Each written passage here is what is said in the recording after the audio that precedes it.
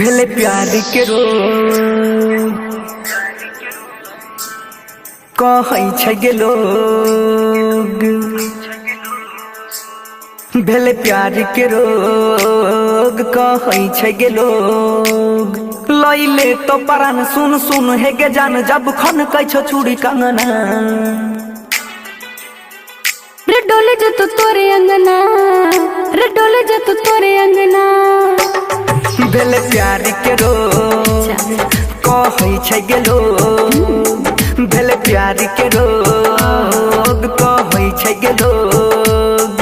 लैले तो परान सुन सुन हे गे जान जब खन कै छो चूड़ी कंगना। रे डोले जो तो तोरे अंगना, रे डोले जो तो तोरे अंगना। अच्छा रे डोले जो तो तोरे अंगना, रे डोले जो तो तोरे अंगना। रमेश डीजे विकास, मटियार कला सीतामढ़ी, मटियार कला सीतामढ़ी।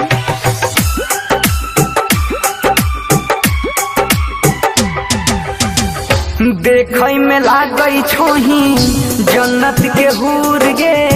ये को पल न रहल जाहि छौ तोरा से दूर गे। हाँ, केना के दियो तोरा जवाब सवाल के।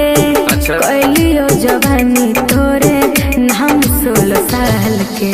कटै नहीं छै राती घर के हमरो छाती, बोल के ऐसन बानी लिखबै प्रेम कहानी।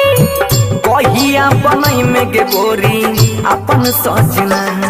भेल प्यार के रोग कहै छै लोग। भेल प्यार के रोग कहै छै गे लोग। लैले तो परान सुन सुन हे गे जान जब खन कै छो चूड़ी कंगना। रे डोले जो तो तोरे अंगना, अच्छा। रे डोले जो तो तोरे अंगना। सही में रे डोले जो तो तोरे अंगना, रे डोले जो तो तोरे अंगना। हमरा यकीन नहीं हो जगे।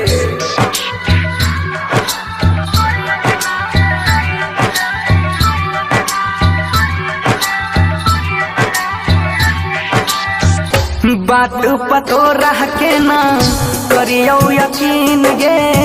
रोजे रोजे बढ़बै छही दिने प दिन गे।